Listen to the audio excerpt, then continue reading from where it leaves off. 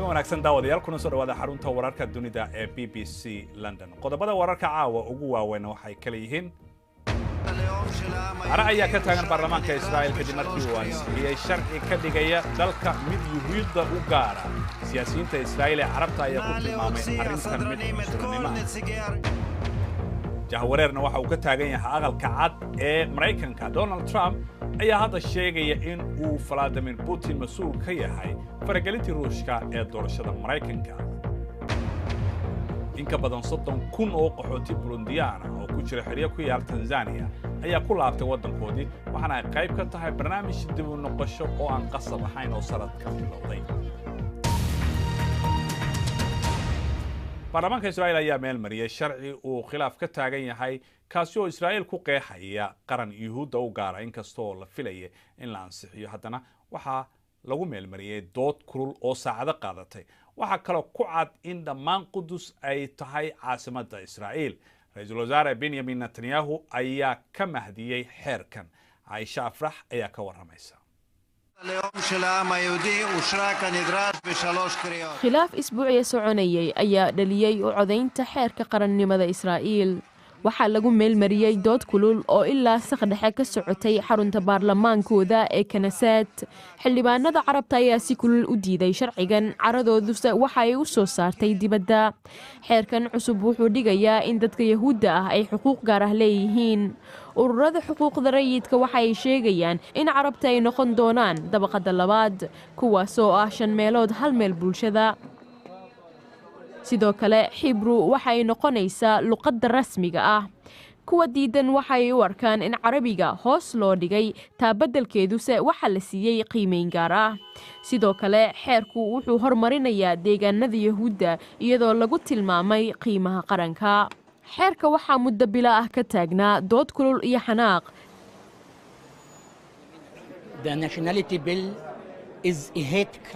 xeerka qarannimada waa dembi. waxay faquuqayaan muwaadiniinta Carabta ah. Carabta laga badan yahay. shuruucda cunsurinimada ah sida gaarka ah deegaanada Yahuudda iyo qeybaha hoos u dhigaya luqadda Carabiga.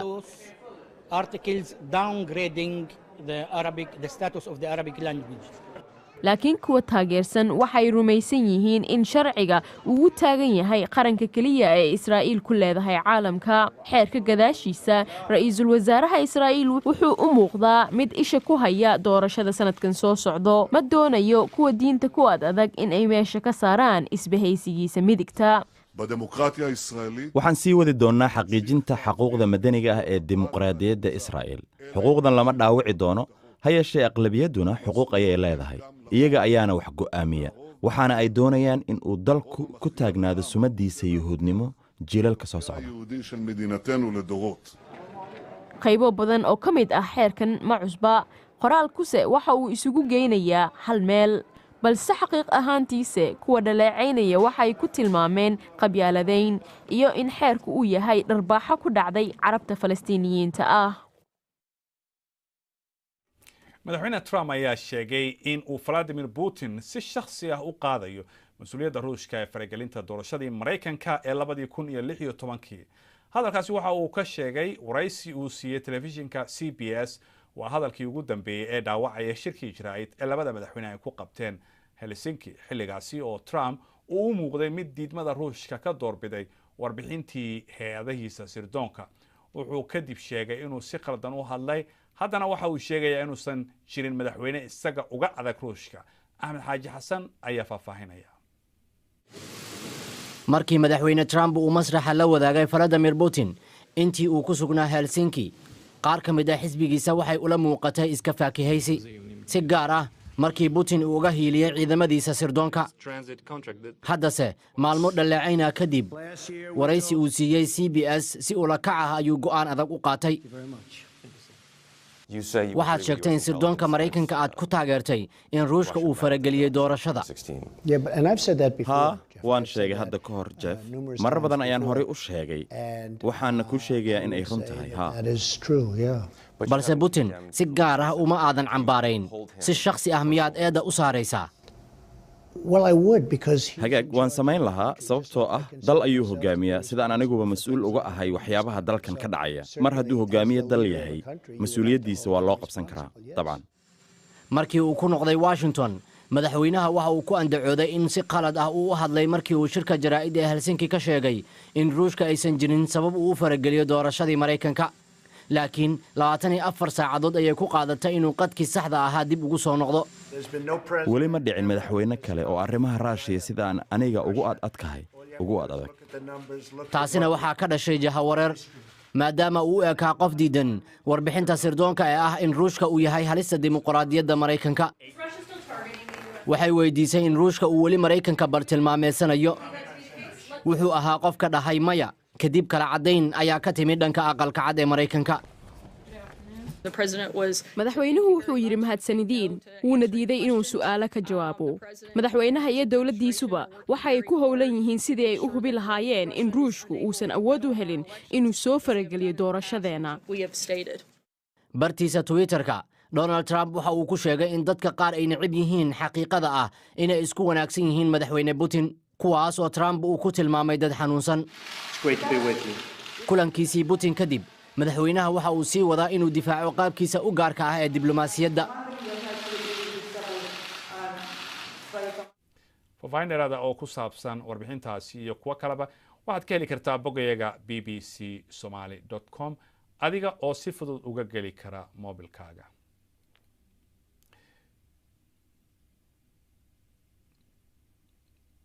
markana aynu eegno qodobada kale ee ku jira wararka dunida ee maanta xaaladii degdega ahayd ee turkiga 2 sano ka hor lagu soo rogay ee ka bilaabatay iskudaygii afgambi ayaa la soo gabagabeeyey waxay ka mid ahayd ballanqaadyadii madaxweynaha waddanka turkiga Recep Tayyip Erdogan uu qaaday ka hor doorashooyinkii bishii aynu ka soo gudubnay intii lagu guda jiray xaaladda degdega ee waddankaasi waxaa la xiray 8,000 oo qof waxaana shaqada laga eriyey in ka badan 150,000 oo dowladda u shaqaynayay mucaaradka waddanka Suuriya ayaa lagu soo warramayaa inay ogolaadeen heshiis ay dowladda ugu wareejinayaan gobolka koonfurta waddankaasi ku yaal ee Quneitra wakaaladda wararka ee waddankaasi ayaa sheegtay in heshiiska ay ku jiraan ku soo laabashada ciidamada Suuriya fariisimihii ay joogeen ka hor sanadkii 2011 xilliga oo ahayd markii colaadda waddanka Suuriya ay qaraxday cilmi baaris cusub ayaa muujinaysa in waddanka Australia uu ka qaaday dalkan Britain halka ugu sarreysa ee ardayda waxbarashada ay u tagaan caalamka marka laga reebo waddanka Mareykanka cilmi-baarista waxaa sameeyey jaamacadda London waxaana ay sheegaysaa in Australia ay si weyn ugu dadaashay in ay isgado oo ay tahay dal Ingiriiska looga hadlo oo leh dhaqan soo dhaweyn wanaagsan jaamacadaha UK ayaa ka digay in qaynuunada soo galootiga ee kadib bixista ay ka baxayaan Yurub ay u baahan tahay inay noqdaan kuwa aad u soo dhaweeya ardayda caalamiga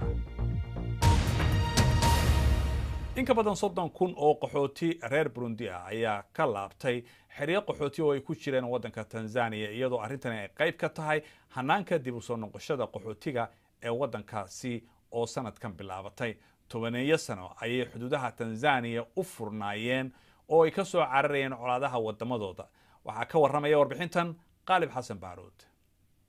Bizimana Jan Bosco marba magac baa la xaadirinayaa in ka badan 50,000 oo qaxootiya ayaa iskood isu diiwaan geliyey si ay dalkoodii ugu noqdaan hore waxaa u gurya noqday tiro ka badan 30,000 kadib markii ay dhiirigelin ka heleen nabadgelyo ay soo sahmiyeen asxaab iyo qaraabo qaar kalena waxay ka cararayaan dhibaatooyinka xeryaha dalka ayaan teleefoono u diray waxaa la ii sheegay in hadda uu amni yahay waxaana go'aansaday inaan dib ugu noqdo waxaan doonayaa inaan gurigaygii ku laabto xeradan raashin yar ayaana la siiyaa hal cunno oo keliya oo ah ugaali wax lagu cunana ma laha sanadkii 2015 in ka badan 300,000 oo qof ayaa Burundi ka qaxay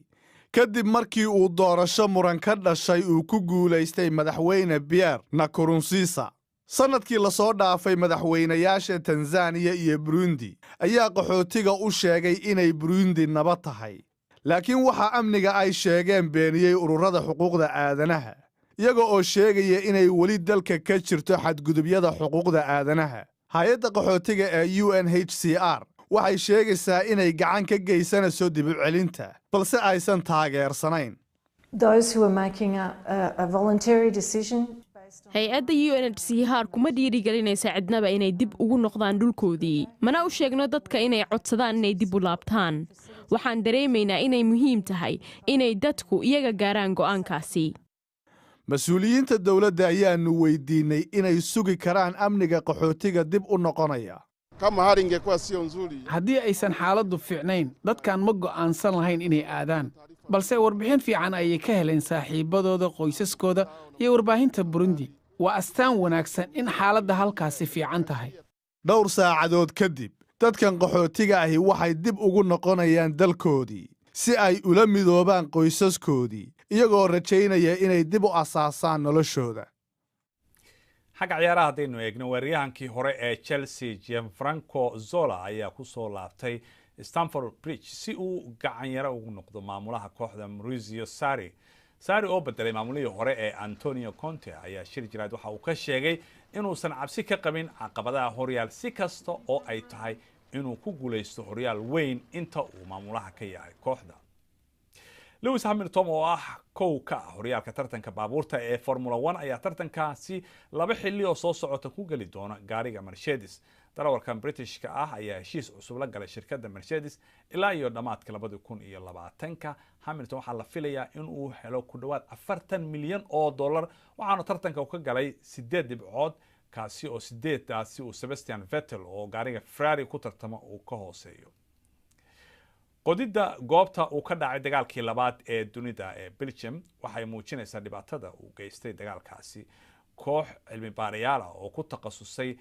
sida loo baaro arrimahaasi ayaa si hoose waxay u sameynayeen baaritaan ay ku heleen kumanaan shay sida falaasyo iyo waxyaabo kale hadda waxay sidoo kale soo saareen haraaga 120 askari oo halkaasi lagu aasay 101 sano ka hor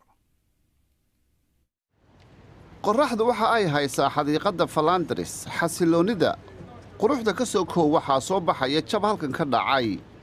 halkani waa goobtii 8aad ee la qoday dhowr mayl ayay u jirtaa tuulada ee bari ee magaalada Wildshire ee Belgiumka waa meel ciidamada laga maamuli jiray oo 5 jeer la kala qabsaday cajaa'ibka waa in dagaalka oo dhammi halkan uu ka dhacay markaas waxaan sheegi karnaa sheekadii halkan ka dhacday 1914 ilaa 1918 waxaan helay wax birta u eg waan qaaday waa garnaylka gacanta dabadeed waan dhigay ekbad waxa uu ka mid yahay boqolaal tabarucaad ku shaqaynaya oo ka kala yimi 40 dal oo la siiyey waqti iyo lacag ay hawshan ku fuliyaan mar kasta oo la qodo ama la helo dhufays wax badan ayaa la helayaa kani waa caday waxa ku qoran ingiriiska ayaa lagu sameeyey dhinaca kale xadiiqadan jabkii ka dhacay ayaad arkaysaa been waxa uu soo saarayaa qalfoof bani aadan waxaanu helnay qalfoof aanu filayna inuu yahay askari ingiriisa shaqo adag baa halkan ka socota waad aragtaa waa inaanu foqno markaa waa inaad qiiradana dhinac iska dhigto intaad shaqadan gacanta ku hayso goobtani way yar tahay way ka yar tahay 1 hektar Simon iyo kooxdiisu waxay filayaan inay halkan ka helaan qalfoofka 30 askari ilaa iminka waxa ay heleen 128 Carla Di Rost waxa ay qodaysaa xabaal wadareed xaqiiqada ah inaad dadka aasayso raali ayaad ku noqonaysaa abaal ayaad ka helaysaa ayay ila tahay waa shaqo habboon in la qabto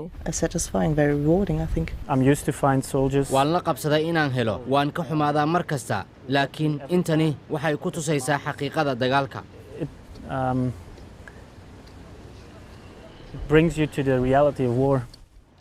dhowr toddobaad kadib dhulkan waa la simayaa 29 guri oo cusubna waa laga dhisayaa qalfoofka askarta halkan laga helay dib ayaa loo aasayaa badankoodana waxaa lagu aasi doonaa xabaalaha askarta ee xadiiqadda Flanders inta ayaan kusoo gabagabaynaynaa barnaamijkeeni caawa waad ku mahadsantihiin daawashadiinna intaan kulmayno habeen wanaagsan